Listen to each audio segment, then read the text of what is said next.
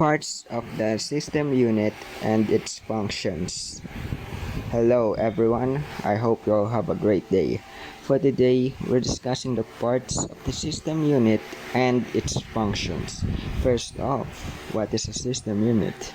A system unit is the main part of a desktop computer that contains all of the main electronic components of a computer. Now, we're about to discuss what are the parts and functions of this astonishing thing called system unit. First is the chassis. The chassis, or alternatively called as case, is the housing that helps protect and organize all the components that make up a desktop computer. Next is motherboard.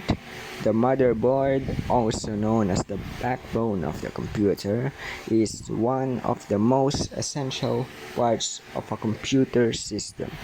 It holds together many of the crucial components of a computer, including the Central Processing Unit or CPU, memory and connectors for input and output devices.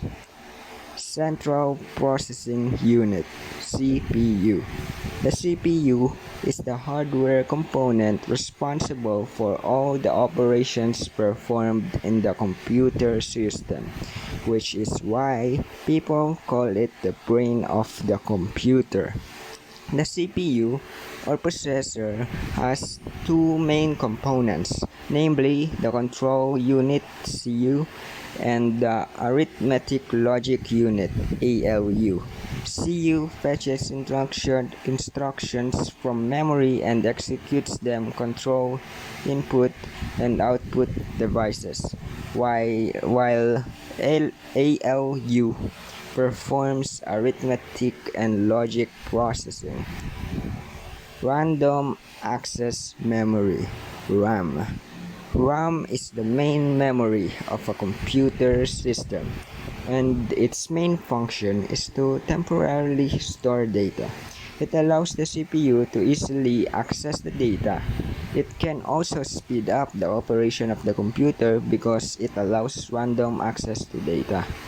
Storage devices, HDD and SDD. Storage devices are hardware devices which can be used to store digital data and applications which may be in the form of image, video, audio, etc. Hard disk drive (HDD) and solid state drive (SSD) are some examples of it. Power supply unit or PSU. A power supply unit is the component responsible for supplying power to the computer's entire system and the motherboard. Next is expansion slots. An expansion slot is a socket on a computer motherboard that allows you to add additional components to your system.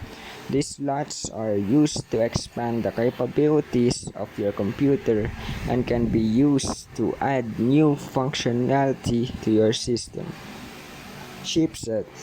A chipset controls the communication between the CPU, RAM, storage, and other peripherals.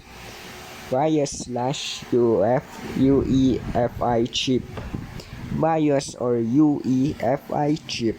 This chip instructs the computer on how to perform basic functions like booting and keyboard control.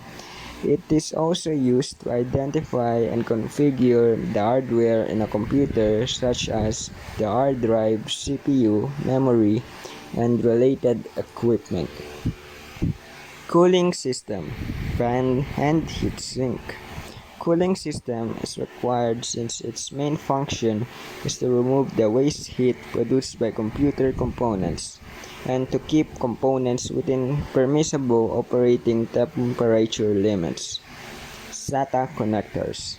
SATA connectors are a connector interface primarily used for computer bus connections in storage applications. In this application, the cables are used to connect a mass storage device. Example, hard disk drives, optical drives, solid-state memory drives. to host bus adapters such as motherboard. Power connector. Power connector provide power to the whole system unit, the motherboard, and its components.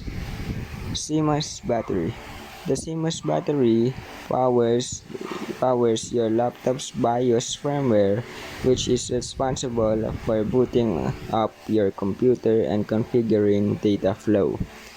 Lastly, connectors and ports. Lastly, we have the connectors and ports. The main function of these are to connect external devices into the computer, such as keyboard, headphones, USBs, and many more. Functions.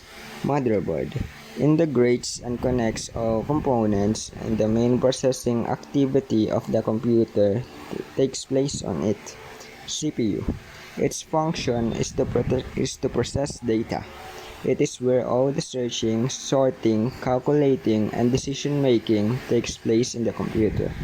RAM provides quick access to data for the CPU, enabling faster processing and multitasking. Storage, HDD/SSD, is any type of computing hardware that is used for storing, porting, or extracting data files and objects. Storage devices can hold and store information both temporarily and permanently. Power supply unit converts and supplies power to all components within the system unit, especially the motherboard. Expansion slots allows you to add additional components to your system. These slots are used to expand the capabilities of your computer and can be used to add new functionality to your system. Cooling system maintains optimal operating temperatures by dissipating heat generated by the components, and maintains the engine operating temperature where it works the best. Connectors and ports enable connectivity with external devices for input, output, and communication. After discussing different parts or components of the system unit and their functions, we hope you have learned anything in this discussion.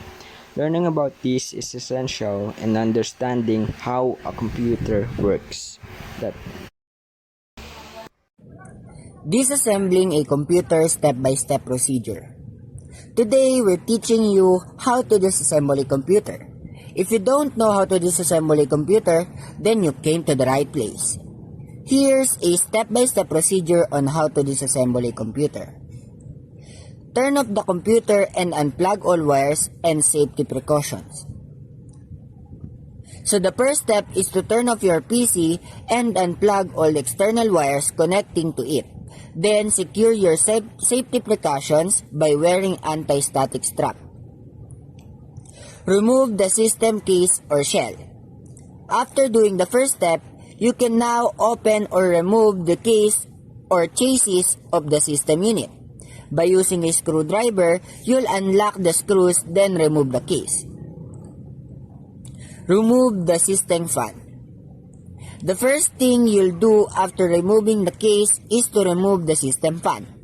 First, you'll unplug the wire connecting the system fan from the motherboard. Next is you unscrew the system fan from the outside. Then after that, the system fan is removed. Remove the CPU fan and heatsink.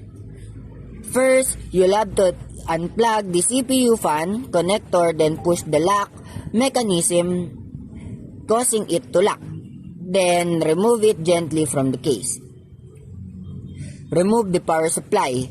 Before you remove the power supply unit, you'll have to remove the power supply connectors first, such as 24-pin Molex power connector, SATA 15-pin connector, and other more. After you remove all the connectors, you'll have to unscrew the screws from the outside, securing the power supply. After that, you can now remove the power supply. Remove the internal drives. First, unplug the connectors from the internal drives, then remove and unscrew all the internal drives in this order. First is hard disk drive, or what we call the HDD. Second is optical disk drive or what we call the ODD. And lastly is floppy disk drive or FDD. Remove the RAM and CPU. Be careful and calmly remove these two components, especially the CPU. In removing the CPU, you'll have to lift the locking mechanism and calmly remove it. In removing RAM, you'll have to push down the clip, then pull the RAM up gently to remove it. Remove the expansion cards. Unclip the slots of expansion cards and gently remove it. Remove the motherboard. Unscrew the motherboard from the chassis and be careful removing it. Now you can disassemble your computer by just following these directions. Next lesson is assembling a computer, the opposite idea of this lesson.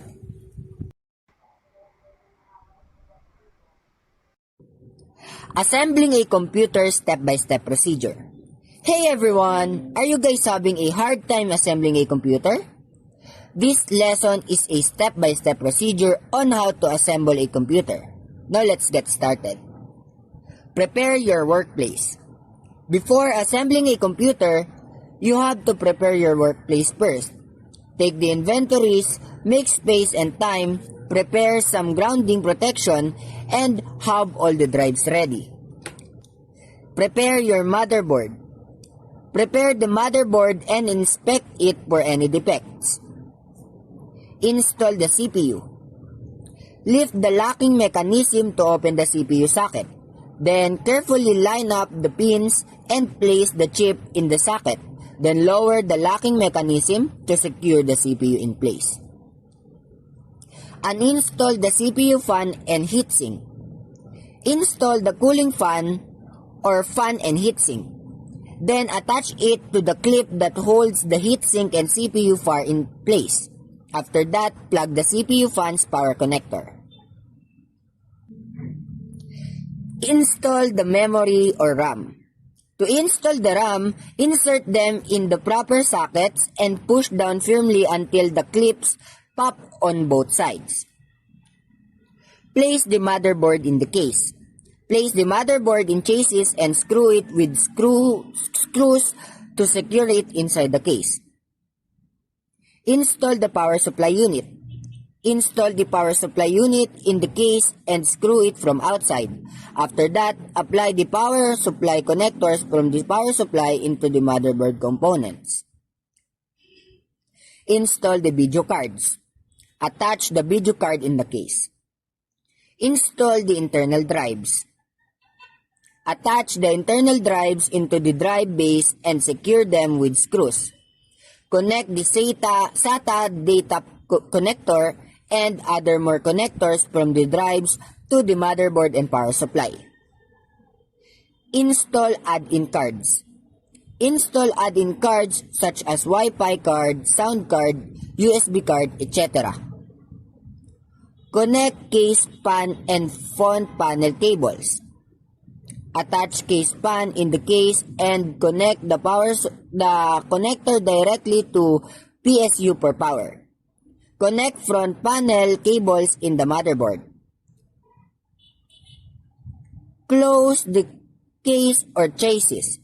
Double check all the connections and components in the case. After that, close the case and then screw it using a screwdriver to secure it. Here is the end of our lesson. Just follow all the steps correctly and you'll assemble your computer or PC as well.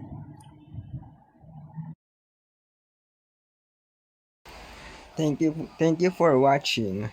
Stay tuned for more videos. Wait.